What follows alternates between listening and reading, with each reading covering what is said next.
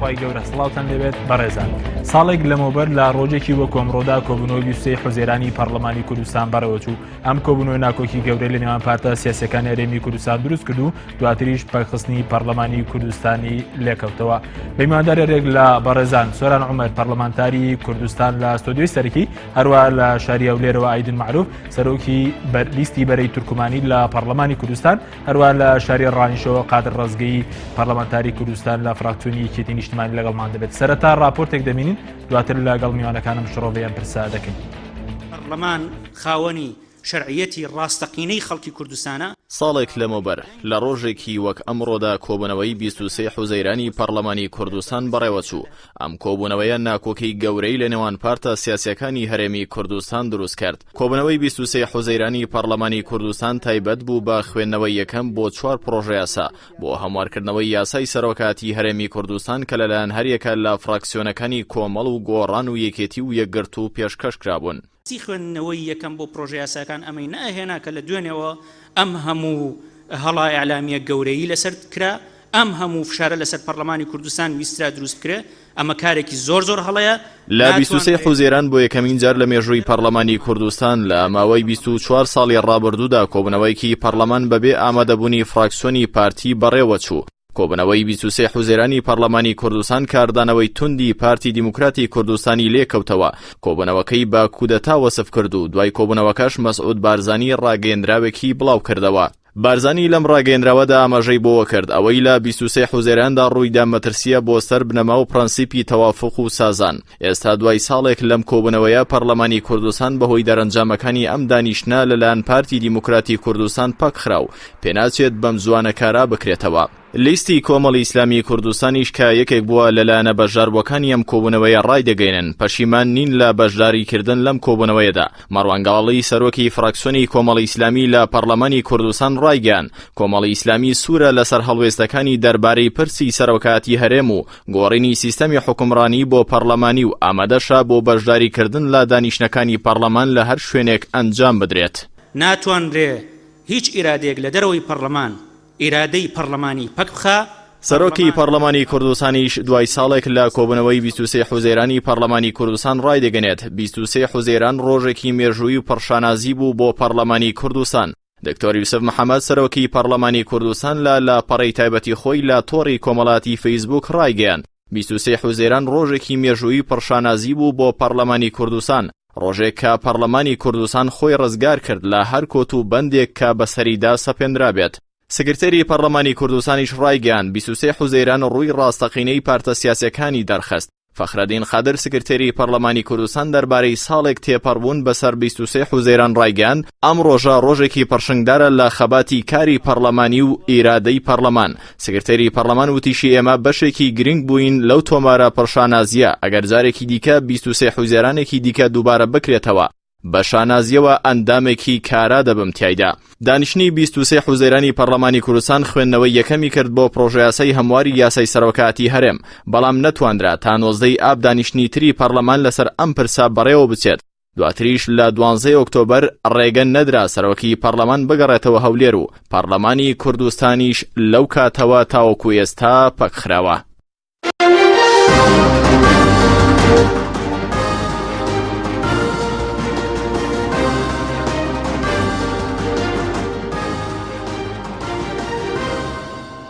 دوبارە سڵاوتان لەبێت بەڕێزان سوپاس بۆ میوانەکانم کاک سوورانگەر لە بەڕێستانەوە دەست پێ بکەین. ئەمڕۆ ساڵێک تێبەڕێبێ بە سەر 23 حوزێران خوێنەوەی بەڕێزت بۆ ئەم کۆبوونەوەی دوای ساڵێک. بەڵێ بە ناوی خوای بەخشندەی میهرەبان ڕاستیە 23 حوزەیران ئەو مێژوەیە کە وەک هەر ڕۆژێکی تر ڕۆژێکی ئاسایی بوو بۆ پەرلەمانی کوردستان. تیایدا خوێندنەوە بۆ 4 و 5 پرۆژە یاسا کرا بۆ هەمواری یاسای سەرۆکایەتی هەرێم کە چارەسەر بوو بۆ کۆتایی هاتنی ویلایەتی سەرۆکی هەرێمی کوردستان کە نزیک بە 2 مانگ پێش وادەی کۆتایی هاتنەکە پەرلەمان دەستی بۆ ئەم پرسە برد. بەڵام بەداخەوە پێش ئەنجامدانی کۆبوونەوەکە هەڕەشەی زۆر کەوتە سەر پەرلەمانتاران لە 4 فراکسیۆنی کۆمەڵی ئیسلامی و یەکێتی نیشتیمانی بزوتنەوەی گۆڕان یەکگرتووی ئیسلامی کە نابێ ئەم کۆبوونەوەی بکرێ. هەڕەشەکان چی بوو؟ هەڕەشەکان ڕێگری لە ئەنجامدانی کۆبوونەوەکە بوو و هەڕەشەکان لەسەر ئەوە بوو کە پەرلەماندا دەخرێ، ڕێگری لە پەرلەمانتاران دەکرێت، نابێت دەست بۆ ئەم پرسە ببرێت. لە کاتێکە پرسێکی یاسایی بوو، ویلایەتی کاک مەسعود 2 ساڵ درێژ کراوەتەوە لە 19 ئاب کۆتایی دێ دەبێت ئەم پرسە چارەسەر بکرێ. ئەگەر هاتوو ڕێکەوتنی لایەنەکانی لەسەر بوایە دەبوو لایەنەکان لە پێگەنانی کابینەی هەشتەوە ئەم پرسیان فرامۆش نەکردایەکە بەداخەوە هەموو لایەنەکان لە پێکێنانی کابینەی هەشتا ئەم پرسیان فرامۆش کرد لە کاتێکا دەیانزانی ناوەڕاستی ئەم خولەی پەرلەمان، ناوەڕاستی کابینەی هەشت، ئێمە ڕوبەڕووی ئەم پرسە چارە نووسازە دەبینەوە کە پرسێکی یاساییە دەبێت چارەسەر بکرێ، ناکرێ فەراغێک لە هەرێمی کوردستان هەبێ وەکوەی کە ئێستا دەبینین هەرێمی کوردستانی تێکەوت. بەڵ زۆر باشەم کۆبنەوەیکی مێژوویە بۆ پەرلەمانیان کۆبنەوەیکی ئاساییە. خۆی شتێکی زۆر ئاسایی بوو. ئێمە لە کۆبوونەوە ئاساییەکانی پەرلەمان خوێنەوەان بۆ چەندین پرۆژە کرد، بەڵام بۆ بە ئاسایی تێنەپەڕێنرا نەیان هێشتێ بپەڕێ بۆ ئەوەی کە نەهێڵن دەست بۆ ئەم پرسە ببرێت لە پەرلەمانەوە. کاتێک لە پەرلەمانیش برایە دەرەوە دەرکەوت نیەتێک بۆ چارەسەری ئەم پرسە بە شێوەیەکی قانونی نییە. ئەی بە شێوەیەکی چێ نیەتێک بۆ چارەسەری ئەم پرسە؟ نیەتەکە ئەوە بوو بەو جۆرە پەرلەمانیان دەویست بەبێ هیچ مەرجێ بەبێ هیچ دەستکاریەک بڵێن ئەوە 2 ساڵی تر ویلایەتی سەرۆکی هەرێم درێژ دەکەینەوە بەو هەموو دەسەڵاتی هەیەی. باشە بەڵام نەتەن دەزانی کە ئەو کۆبوونەوەیە مەسەلەن بارودۆخی کوردستان ئاڵۆز دەکات؟ ئەوە پارتی دیموکراتە بارودۆخی کوردستانی ئاڵۆز کردووە لەسەر مەسەلەیەکی یاسایی، لەسەر مەسەلەی کورسیەک، لەسەر مەسەلەیە کە بەغیری یاسا چارەسەری نییە. وەک دەبینین ئێستا دەمانگ و 4 ڕۆژە کاک مەسعود وەکو سەرۆکی هەرێم هیچ شەرعیەتێکی یاسایی نییە لەسەر کورسەکەی. ئەنی پێ دوایە بارودۆخی ئێستا تەنە لەبەر کورسێک بۆ ئاڵۆز بووە؟ بەشی سەرەکی ئاڵۆزبوونی دۆخی هەرێمی کوردستان قوڵبوونەوەی قەیرانیەکان، لێکترازانی لایەنەکان و پەکخستنی پەرلەمان، ئیفلیچکردنی حکوومەت پەیوەندی بەو پرسەوە. سوپاسم دواتەگرەمەوە لای بەڕێز کاک گایدی نەگەر بێمە لای بەڕێستان. بەڕێستان وەکو سەرۆکی لیستی بەرەی تورکمانی کامڕۆ ساڵێک تێپەڕدەبێ بە سەر کۆبوونەوەی 23 حوزەیرانی پەرلەمانی کوردستان، پێتان وایە کۆبوونەوەیەکی باش بوو کرایان کۆبوونەوەیەکی هەڵە بوو کە دواتر بارودۆخی کوردستان ئاڵۆزتر بوو؟ ولی پێشێکی من زۆر سوپاسان دەکەم، هەروەها ڕێز و سەڵاوشم هەیە بۆ برای بەڕێزم کاک سۆران عومەر و برای بەڕێزم کاک قادردا لێرەدا کە وا دیارە ئەمڕۆ کە 23 حوزەیران کە ساڵێک بەسەر 23 حوزەیران کۆبنەوەی 23 حوزەیراندا تێپەڕیوە بەداخەوە کە ئەم کۆبنەوەوانە بوونە سەبەبە کە ئەو تەوافقەی نێوان لایەنە سیاسەکانە بوو بەرەو خەرای بڕوات. من لێرەوە تاکید دەکەمەوە کە کۆبنەوەی 23 حوزەیران کۆبنەوەیکی ئاسایی بوو، کۆبنەوەیکی یاسایی بوو، کۆبنەوەیکی دموکراسی بوو کە بەڵام لێرەدا نەدەبایە ئەم کۆبنەوە بکرابایە، چونکە لەبەرەوەی پێشتر نێوان ئەم لایەنە سیاسیانە بە تایبەتیش لە نێوان بزوتنەوەی گۆڕان و پارتی دیموکراتی کوردستان و یەکێتی نیشتیمانی کوردستان و لایەنە سیاسانی تریش یعنی کۆمەڵ و یەکگرتوش نێوان ئەم لایەنە تەوافەق بوو، لێوان ئەم لایەنانە ئیتیفاقێکە بەڕێکەوتنەکە بوو کە پێشتر کاریان پێکرد بوو کە دیار بوو ئەو مەسەلەیە زیاتر بە تایبەتی لە پرۆژەی یاسای لە پرۆژەی یاسای سەرۆکایەتی هەرێمدا دیارە ئەو مەسەلە زیاتر سیاسیە دەبایە ئەو تەوافقە بمابایە، دەبایە پشتیوانی لەم تەوافقە بکرابایە، چکە ئەم کۆبنەوەیە ئەم کۆبنەوەی 23 حوزەیران بووە سەبەب بووە دەرگایە کە بووە سەبەبێک بۆ تێکدانی ئەم تەوافقە. لەبەرەوە ئێمە برای بەڕێزشم کاک سۆران عومەریش ئازانی کە پێشتر پێش کۆبنەوەی 23 حوزەیران زۆر بابەت هەبوو کە زۆر بابەت هەبوو کە لایەنە سیاسەکان بە تەوافقی لایەنە سیاسەکان ئەم پرۆژانە داهاتە پەرلەمان دیار بوو کە ئەم بابەتە کە زیاتر هەستیارە حساسە کە نەدەبایە بکرابایە ئەگەر تەوافقی دروست نەکرابایە لە نەتیجەدا کە هەرێمی کوردستان و لایەنە سیاسەکان پەیوەندیەکان بەرەو خراپی دەڕۆشتن کە ئەمڕۆ تێکەوتووە کە ئەمڕۆژ بووە زۆر بیستۆی حوزێران و زۆر باشە کاگایدینکەواتە ئەم کۆم بەڵێ کەواتە ئێستا ئەم دۆخە ئاڵۆزەی کە هەیە ئایا ینی پەرلەمانتاران لی بەرپرسن کە ڕەچاوی بیان نەکردبوو کە بارودۆخی کوردستان بەرەو ئەوە دەڕۆیا خودت پارتی دیموکراتی کوردستان لی بەرپرسە یەکەم بەرپرسیارەتی لایەنە سیاسەکانە کە لەسەر بارودۆخە بە تایبەتی ئەو لایەنە سیاسانە کە ئێستا کە تەرەفن لە بابەتەکە بە تایبەتی پارتی دیموکراتی کوردستان و یەکەتی نیشتیمانی کوردستان و بزوتنەوەی گۆڕانەکە کە ئەمانە سەبەبوون لە تێکدانی بارودۆخی سیاسی هەرێمی کوردستان کە پێشتر کە ئەمانە تەوافقەچیان دروست کردبوو بۆ تەشکیلکردنی کابینەی هەشت و کە ئەم تەوافقەشیان کە لە پەرلەمانیش کار پێدەکرا بەڵام بەداخەوە دیارە ئەم لاینە سیاسیانە نەگەیشتە نەتیجە و کە ئەمانە سەبەبوون کە ئێستا ئەو بارودۆخە ئەو قەیرانانە کە قەیرانی سیاسی لە هەرێمی کوردستانەیە ئەم سێلایانە من سەبەب ببینم. بەڵێ زۆر باش کەواتە تۆ ئەم بە کورتیان ئەم کۆبوونەوە بە کۆبوونەوەیکی هەڵە دەزانی کە پەرلەمانتارە ئەنجامیاندا منەوە ئابینم ئەم کۆبنەوەی کۆبنێژ زۆر ئاسایی بوو کۆبنەوەیکی قانونی بوو کۆبنەیەکی یاسایی بەڵام نەدەبای بکرابایە ئەمە کە بابەتێکی سیاسی بوو بابەتەکە پرۆژەکە پەیوەنددار بوو بە هەموو پێکاتەکان و بە هەموو لایەنە سیاسەکان دەبایە چۆن پێشتر کە تەوافق کرابوو لەسەر پرۆژەکانی تکە دەبایە لەسەر ئەم پرۆژەش ئەم تەوافقە دروستکرا باشە سوپاس دەکەم دواتە گرم و لای بەڕێز ئەگەر بچینە ڕانیە کاک قادر ڕزگەی لەگەڵمانەکە قادر سڵاو لێبێ سوپاس بۆ بەشداریت لە بەرنامەکەماندا دەمەوێت سەرنجی بەڕێشتان بزانم وەکو پەرلەمانتارێکی یەکێتی نیشتیمانی کوردستان ئایا ئەم قەیرانانەی کە ئێستاە ئایا بەرەنجامی ئەو کۆبوونەوەی پەرلەمانی کوردستانە یاخود بەرەنجامی چیە و قەیرانەی کە ئێستا هەیە ئایا کۆبوونەوەیەکی دروست بوو دەبا کرابەیە؟ زۆر سپاس بۆ میوانداریتان ڕێزم هەیە بۆ هەردوو برای هاوپیشەم کاک سۆران و کاکایدن هەرچەندە دەنگی کاکایدن بەباشی ناگاتە لای ئێمە لە ڕاستیدا سی حوزەیران ڕۆژێکی گەشە لە دیرۆکی پەرلەمانی کوردستان و خەباتی پەرلەمانی لە هەرێمی کوردستان ئەوانەشی کە بەشداریان کرد لەم کۆبوونەوە و ئامادەگییان تێدا بوو بۆ کۆبوونەوەی دواتریش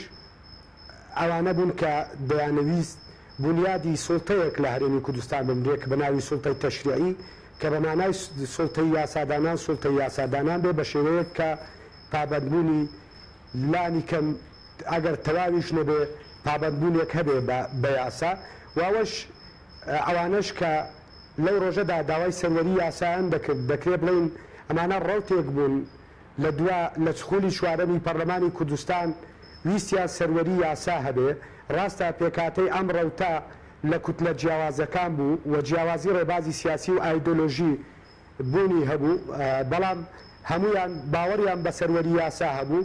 کارمان کرد بۆ ئەوەی کە ئەوەی ئەمڕۆ تێی کەوتوین لە ئاڵۆزی سیاسی و بێمتمانەی نێوان لایەنە سیاسیەکان و فراغی یاسایی و دەسەڵاتی تاک حیزبی و دەسەڵاتی شخص و بنەماڵە ئەمڕۆ نێتە دی و ئێمە بۆوە بەشداریمان نەکرد کە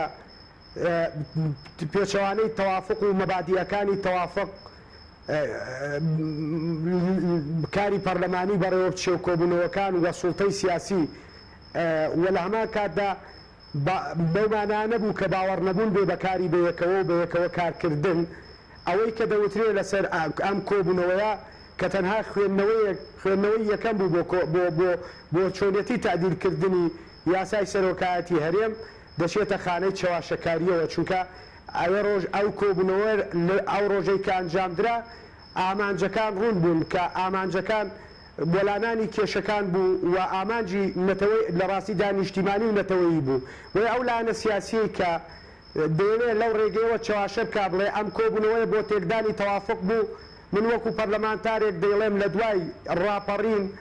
قۆناغی دوو حکومەتی و سەردەمانی شەڕی ناوخۆ و قۆناغی 50 بە 50 لە نێوان ئێمە و وەکو یەکێتی نیشتیمانی کوردستان و پارتی دیموکراتی کوردستانیش ئەم کامە دەکرێت بڵین دوای دوو حکومەتی دەسەڵاتی زۆری نەبووە، بەڵام لە دوای بەتایبەت لە دوای تەشکیلکردنی کابینەی هەشتەمی حکومەتی هەرێمی کوردستان دەسەڵاتی کەمی نەبووە، واتە تەوافق لە هەرێمی کوردستان وەسازان لە هەرێمی کوردستان نەبووە، تەوافق هەر مشارەکە پێکردنی چەند وەزیرێک نییە لە کابینە و هەر تەسمیرکردنی بەناو ینی سەرۆکاتیەک لە دامەزراوەکان نییە. تەوافق واتە بەشکردنی سوڵتە، واتە بەبەیەکەوە ئیشکردن. ئەگەر سەرۆکی پەرلەمان ئەگەر وەزیرێک بەلایەنێکی سیاسی کەوت ئەم وەزیرە بەپێی ئەو یاسایی کە بۆ ئەو وەزارەتە داڕێژرا و دەسەڵاتەکانی تێدا دەقلوسکراوە دیاریکراوە بتوانێت ممارەسە بکە. بۆیە ئەم کۆبوونەوەیەکی پێویست بوو و لە کاتی خۆی داکرا. ئەم کۆبوونەوەیش نەبوو فاکتەر بۆ ئالۆزی سیاسی لە هەرێمی کوردستان. زۆر باش کاقادر کە فاکتەر بۆ ئالۆزی سیاسی. بەڵێ ئەی چی بوو بەهۆی ئەوەی کە دۆخی کوردستان ئاڵۆز لێگەرم کۆبوونەوە نەبووە هۆیەوە؟ لە ڕاستیدا من نەدانە بۆ تەوافق و دەستبەردار نەبوونی دەسەڵاتە و باوەڕ نەبوونە بە دیموکراسی و پابەند نەبوونە بە یاسا لەلایەن شخصێک کە بەڕێز کاک مەسعود بارزانیە کە ئەم شخصەوە لە ناو پارتی دیموکراتی کوردستان دەسەڵاتی ڕەهای هەیە، دەیتوانی بە خیتابێکی نەرم بە دانیشتن لەگەڵ لایەنە سیاسیەکان، بە باوەڕبوونی بە یەکەوە کارکردن لەگەڵ هێزە سیاسیەکان، بە کەمکردنەوەی بەشێک لە دەسەڵاتە ڕەهاکانی خودی خۆی و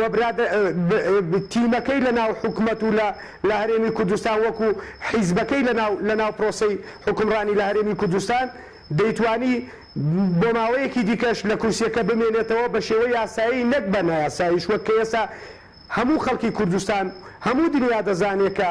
ماوەتەوە. ئێمە دەبینین لە هەموو دنیا بەتایبەت لە ڕۆژهەڵاتی ناوەڕاست کە زۆرترین دیکتاتۆری لێبووە، دیکتاتۆرەکان شەرمیان نەکردووە لە دیکتاتۆربوونی خۆیان، بەڵام شەرمیان کردووە لە پێشێرکردنی دەستور، بەتایبەت لە پێشێرکردنی ئەو مادە و بڕگانەی کە باس لە درێژکردنەوەی وڵات دەکات. بە ڕوونتر بینیمانە لە زۆرێک لە دەوڵەتانی ناوچەکە سەرۆکێک کە بەپێی دەستور ماوەی وڵاتەکەی دیاری کراوە کە دوو وڵات بێ وڵاتەکەی تەواو کردووە، دواتر ڕاستە بە شێوەیەکی نادەستوری و ناقانونیش بووە، بەبێ بوونی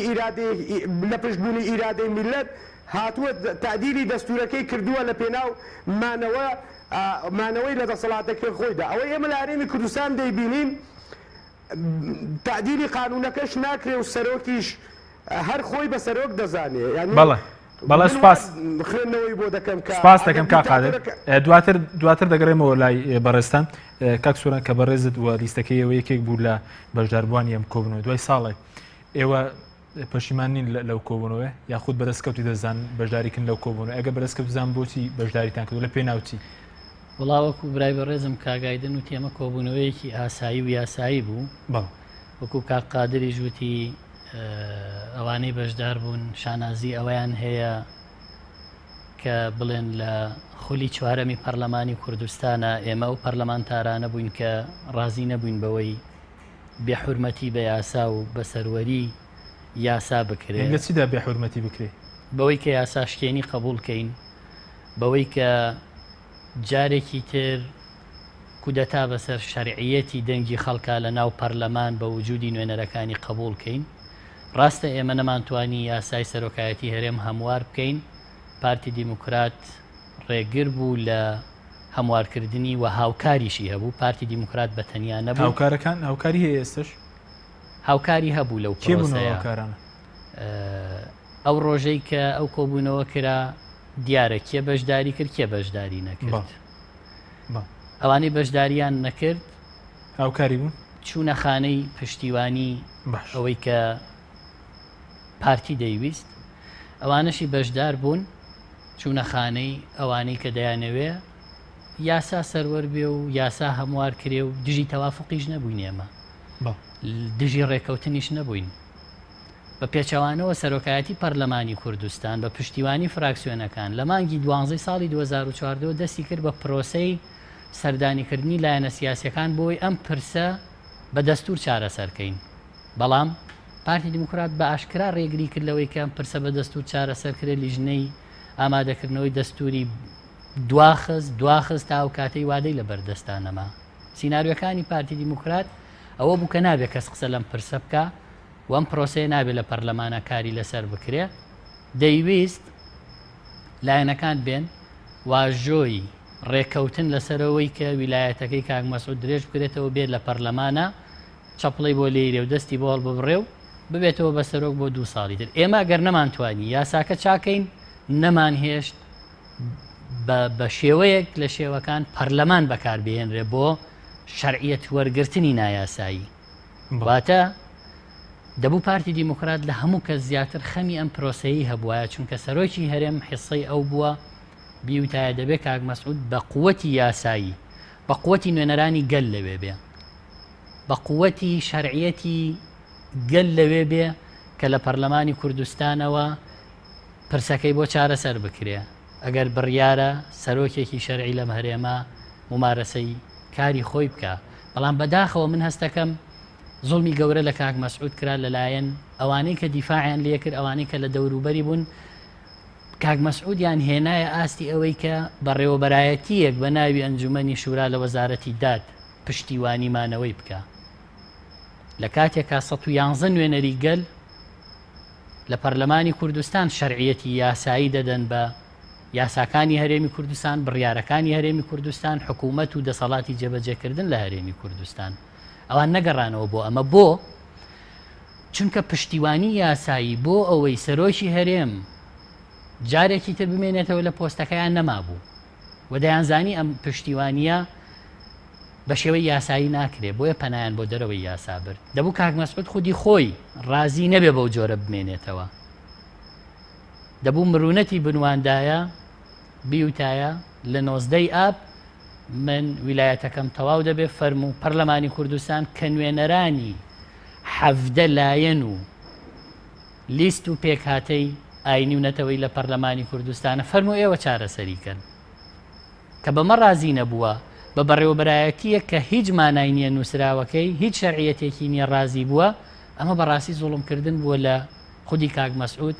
کە پارتی دیموکرات بەرپرسە لەم زوڵمەی لە کاک مەسعودیان کرد و دۆخی هەرێمیان بەم ڕۆگەیان کە لە تۆڵەی قبول نەکردنی ئەوەی پەرلەمان 2 ساڵی تر درێژکاتەوە بۆ کاک مەسعود پەرلەمانیان پەکخست ئەوەی بەرامبەر پەرلەمان کرا لە 12 ئۆکتۆبەر دووشت بوو یەکەم تۆڵەکردنەوە بوو لە کۆبوونەوەی 23 حوزەیران و بەشدارانی کۆبوونەوەی 23 حوزەیران دوو بۆ ئەوە بوو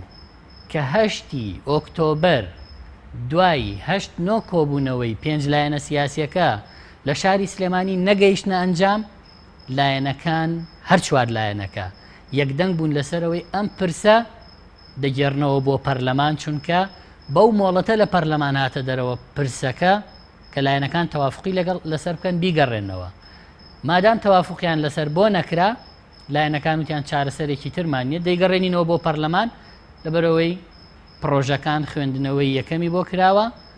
بووە بە پرۆژەیەکی راپۆرتی مشتەرەکی لیژنەی یاسایی ئامادەیە بۆ ئەوەی کە بچێتەوە پەرلەمان بۆی نێتەوە پەرلەمان و تۆڵەش بکەنەوە لە کۆبوونەوەی 23 حوزەیران پەرلەمانیان پەکخست ئاسانترین ڕێگاشیان هەڵبژارد بە ڕێگریکردن لە سەرۆکی پەرلەمان بۆ پەکخستنی پەرلەمان کە ئەمە کارێکی زۆر نایاسایی تر لەوەی کە بە نایاسایی ماونەتەوە لەسەر کورسیەکە عیبدارتر کە کۆی پرۆسەی هەرێمی کوردستان بەهۆی کورسیەکەی کاک مەسعودەوە ئێستا عیبدار بووە لەکەدار بووە و شانازیمان نەماوە ئێستا لە هەرێمی بۆ عیبدار بوو ئێستا وڵاتان پێشوازیری دەکەن وەکو سەرۆکیش مامەڵە لەگەڵایەکە وەک سەرۆکێک کە هیچ شەرعیەتێکی یاسایی نییە و هەموو ئەوانەی مامەڵە لەگەڵ هەرێمی کوردستان ناکەن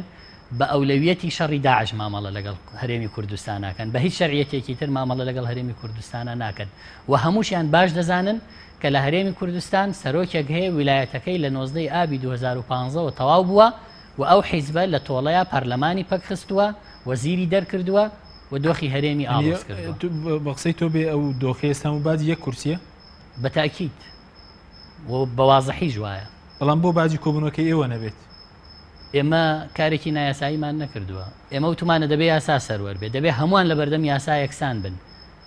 نابێ حەسانە بۆ یاساشکێنی تەنها بۆ کەسێک و بۆ کورسیەک هەبێ. باش سپاس دەکەم دواتر گەڕێم بۆ لای بەرز دوای ئەو ناوبڕە دەگەڕێنەوە لای کاک ئایدن معروف لە شاری هەولێر بینەرانی بەرز ناوبڕێکی کورد وەردەگرین دوور مەکەونەوە.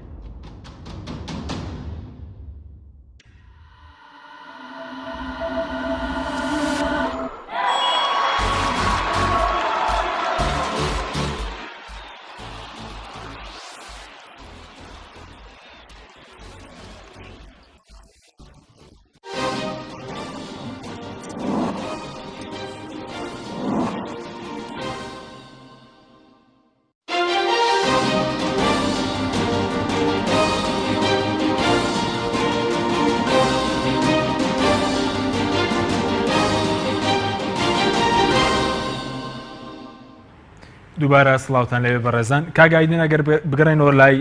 بەڕێزتان سەبار بۆی کە بەڕێزت دوێتت دەبووە بە ڕێگایەکی تر پرسی سەرۆکاتیێرێم لە غەیری پەرلەمان چارەسەر کرایە هیچ ڕێگایەکی تر هەبوو کە مەسەلەن پەرلەمانیش پەک نەخرابایەوە دۆخەکەش بەم ئێستا بەم شێوە نەگەشت پێیە بۆ چارەسەری پرسی سەرۆکاتیێرێم بەڵێ ڕێگای تریش هەبوو کە ئەم ڕێگایە چۆن پێشتر پێش کۆبنەوەی 23 حوزێران زۆر لە پرۆژەکان هەبوو پرۆژەی گرنگ هەبوو وەکو پرۆژەی یاسای تێرۆر و یا پرۆژەی یاسای خۆپیشاندان و پرۆژەکانی تر کە لە ناو پەرلەمان هەبوو ئەم لایەنە سیاسیانە بە ئیتفاقێکی زۆر جوان دەکرا کە پاش ئەم ئیتفاقەیە کە ئەم پرۆژەیە لە ناو جەلسەی پەرلەمانش مناقەشەی تێداگرا دەبایە ئەم لایەنە سیاسیانە بە تایبەتی ئەم لایەنە سیاسی کە تەڕە بوون لە بابەتەکە دەبایە ڕێکەوتن یعنی دەبایە ئەمانە ئەو پێنج لایەنانە کە پێشتر چۆن لە پەرلەمان تەوافقیان دروست کرد بوو لە حکوومەت تەوافقیان دروست کرد بوو دەبایە بە پێنج لایەنە تەوافقەکی شمولیان دروست کرد باە بۆ چارەسەرکردنی پرۆسی بۆ چارەسەرکردنی پرۆژەی یاسای سەرۆکایەتی هەرێمدا من لێرە ئەوەی تەکید دەکەمەوە کە بنوتم ئەم کۆبنەوەیە یاسایە و دموکراسیا لە عینی کاتش ئەمنەواڵێم کە نەدەبایە بکرابایە کە وتم بابەتەکە سیاسە تەوافقیش دروست نەکرا بوو کە سەبەبەکەش کە ئەم کۆبنەوەیە بۆ سەبەب کە ئەم بارودۆخی هەرێم دروست بوو لەبەرەوەی دەبایە تەوافق دروست کرابایە دەبایە ڕێککۆتن دروست کرابایە لێرەدا من دیسان ئەوەی تاکید دەکەمەوە کە ئێمە وەکو لایەنەی سیاسی تورکمانی وەکو ئەندام پەرلەمان کە لە کۆبنەوەی 23 حوزێران ئێمە بەشدار نەبوون کە بەو مانای نییە کە ئێمە کە لە دەرەوەی ئەم کۆبنەوە بوون کە پشتوانی لە بەرەی دەرەوەکەین وایە کە بەشدار نەبوون وایە پشتوانی لەناو ئەو بەرێکن کە بەشداری کۆبنەوە کرایە بەلعکسیش عینەوە ئێمە کە نەمانویست ببینە تەرەف کە ئێمە لەگەڵەوەدا بووین کە تەوافقێکی لە نێوان لایەنە سیاسەکان دروست بکرێت چکە لەبەرەوەی ئێمە باش ئەزانی کە ئەم لایەنە سیاسیانە بە تایبەتی کە پارتی و یەکێتی و بزوتنەوەی گۆڕان کە حزبی ئاساسینە لە هەرێمی کوردستان و لە ناو حکوومەت و پەرلەماندا ئەگەر ئەمانە ڕێک نەکەون ناتوانرێت پەرلەمان کارە بکرێتێت ناتوانێت ئیشی حکوومەت ئیدارە بکرێت لەبەرەوەی ئەمانە تاواوکەری یەکترینە دەبێت ڕێککەوتنی دروست بکرابە لەبەرەوەی من وا ئەبینم کۆبنەوەی 23 حوزێران سەبەب بوو کە ئەم بارودۆخی ئێستا لێ دروست کراوە بەڵێ زۆر باشە کەواتە ئێستا ئێوە وەکو لیستی تورکمانیان بەرەی تورکمانی ئێوە پێتان وایە ئێستا پەرلەمانتاران هۆکارن بۆ دۆخەیان خود پرسی قەیرانی سەرۆکایەتی هەرێمی ینی پەرلەمان تۆمەتبارترە لەوەی کە ئەم دۆخەیان دروست پەرلەمانتاران نەخێر پارلەمانتار مەسئولیان لەو بارودۆخە لایەنە سیاسەکان بەرپرسن لەبەرەوەی لە هەرێمیمە وە لە عێراقدا لە ڕۆژهەڵاتی ناوەڕاستە لایەنە سیاسەکان زیاتر تاسیرات و کاریگەری لەسەر پەرلەمان هەبووە کە ئەمەش تەبیعەتی ئەم ناوچانەوە هەیە سروشتی ئەم ناوچانەوە ئەمە لە بەغدایش ئەم هەیە لە دەوڵەتەکانی تریش ئەم هەیە لەبەرەوەی کە ئێمە کەمە لە ڕابردوودا کە ئێمە چەند کۆبنەوەش کرا کۆبنەوەی سەرۆکایەتی فراکسیۆنەکان دیار بوو کاریگەری لایەنە سیاسەکان زیاتر هەبوو لەسەر فراکسیۆنەکان و لەسەر ئەندام پەرلەمان لەبەرەوەی فراکسیۆنەکانش نەیانتوانی ئەو تەواوفقە دروست بکەن زۆر باشە زۆر دەمان کە لایەنە سیاسەکان ڕاستە بەڵێ زۆر جار کاگایدن ینی لایەنە سیاسەکان ڕاستەخۆ کاریگەری بەڵێ بەڵێ بەڵێ بەڵێ پرسیارم ئەوە بوو زۆر جار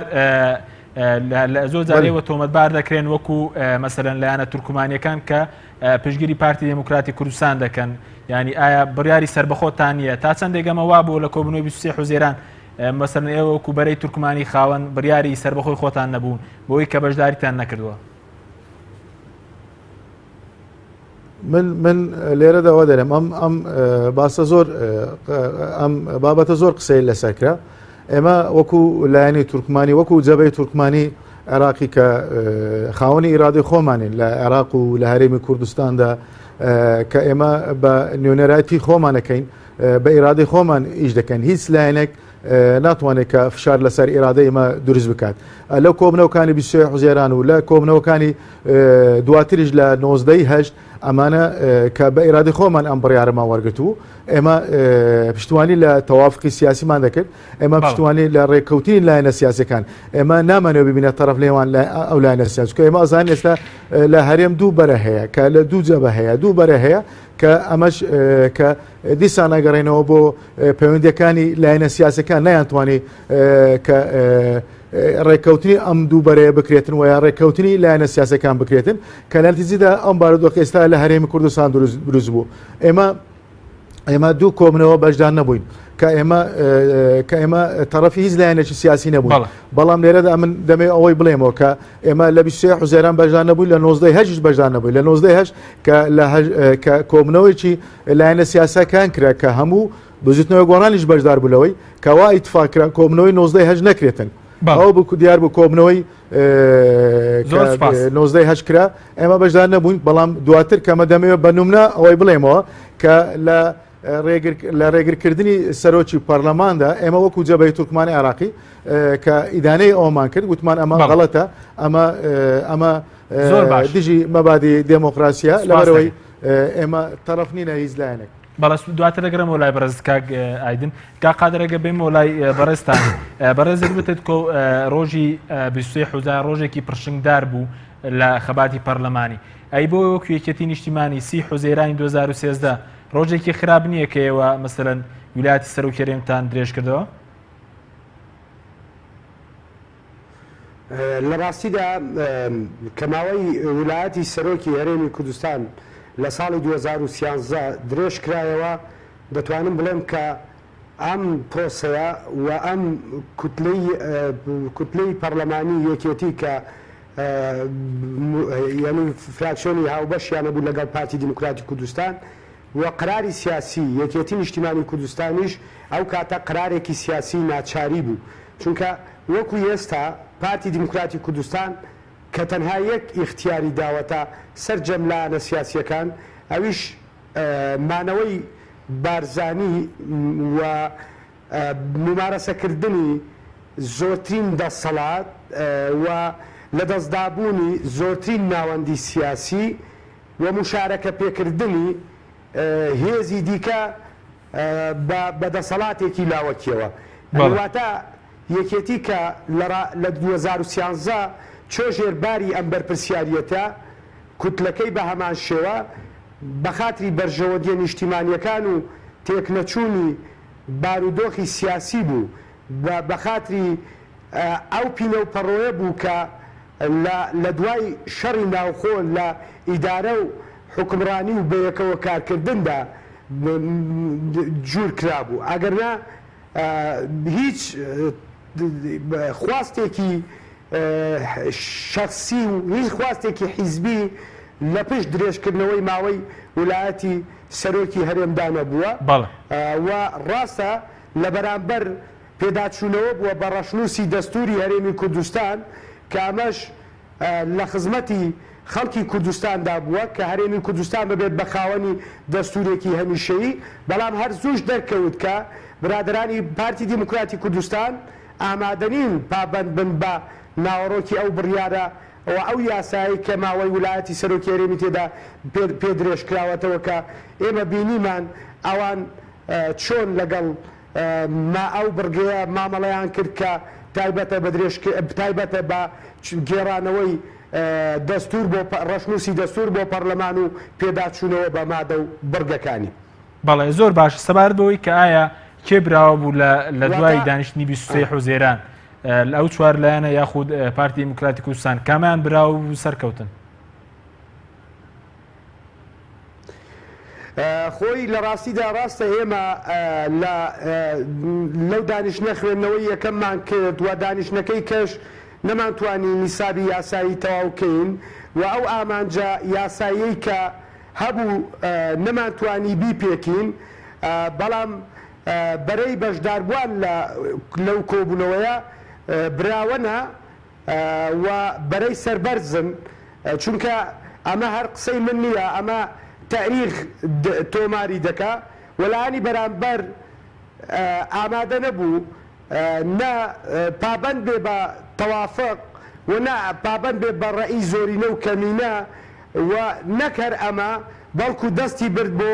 تێکدانی پەرلەمان کە کۆی ئیرادەی گەلەکەمان بە هەموو جیاوازیەکانی کۆمەلگای کوردی لە باشووری کوردستان تێیدا کۆبۆتەوە و ئەوەش کە باسی لێوە دەکرێت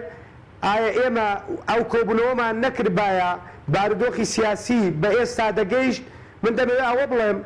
لە ڕاستیدا پەرلەمان هیچ لەمپەرێکی یاسایی و سیاسی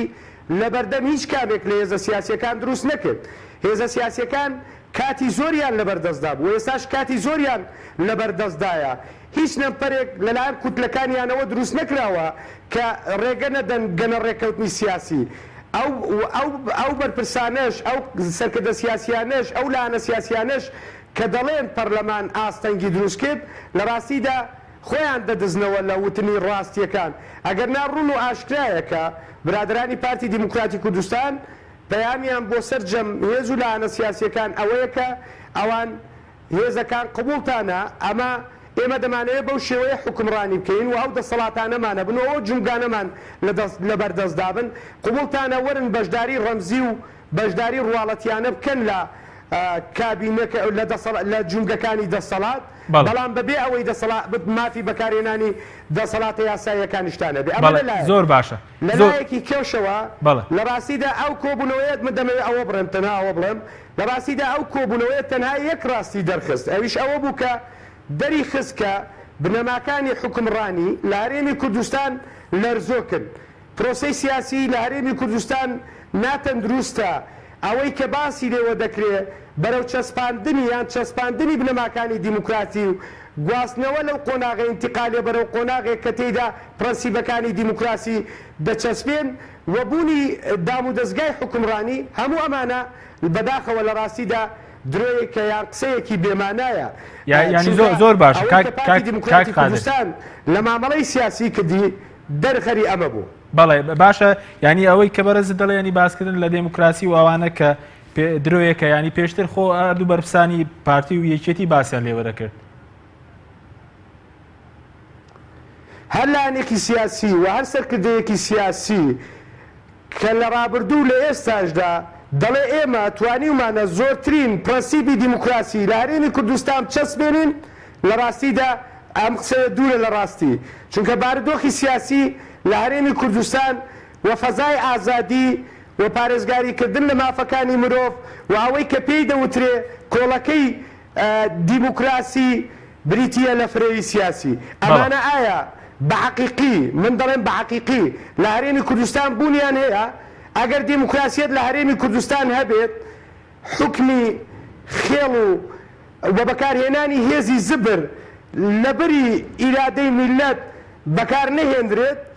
پەرلەمانی کوردستان بە قەراری حیزبی بە قەراری شەخسی لە پێناو بەرژەوەندی کورسی شەخسێکدا پەک دەخرێت. بەڵێ سوپاس دەکەم کا قەدەری کاتمان دواتر دەگرین. زۆر سپاس دواتر دەگەر کاتمەوە کاک سۆران سەبارەت بەوەی کە ئەمڕۆ بارزانی پەیامێکی بڵاو کردێتەوە ینی لە 23 حوزەیران سەبارەت بە ڕیفراندۆم، ینی بانگەشەی لایەنەکان دەکات بۆ ئەوەی کە لەسەر ڕیفراندۆم کۆبنەوە. ئەنە دەو بانگەشەی لایەنەکانی کردوە بۆی کە کۆبنەوەی بکەن لەسەر کاراکردنەوەی پەرلەمان. لە ڕاستیە لەم دۆخە وەها بانگەشەیەک بۆ کۆبوونەوە پێم وایە زەمینەی نییە. ئێستا لە هەموو کات زیاتر لایەنەکان لێک دوورن لێک ترازاون و بە پێچەوانەوە بەڕێزیان هۆکاری سەرەکین بۆ ئەوەی کە یەک ڕیزی نێوماڵی کورد لایەنەکان تێک بشکێ و تێک بچێت. چۆن ینی بۆ هۆکاری سەرەکیە؟ یەکەم بەهۆیەوەی کە پابەندی کورسیەکەی نەبوو،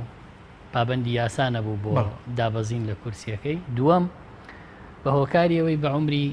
کاک مەسعود نەیتوانی وەکو سەرۆکی هەرێم مامەڵەکە، هەمیشە سەرۆکی پارتی بووە و هەمیشە وەک سەرۆکی پارتی مامەڵی کردووە، بۆیە خەڵک لە سەرۆکی پارتی کۆ نابێتەوە بەو جۆرەی کە ئەو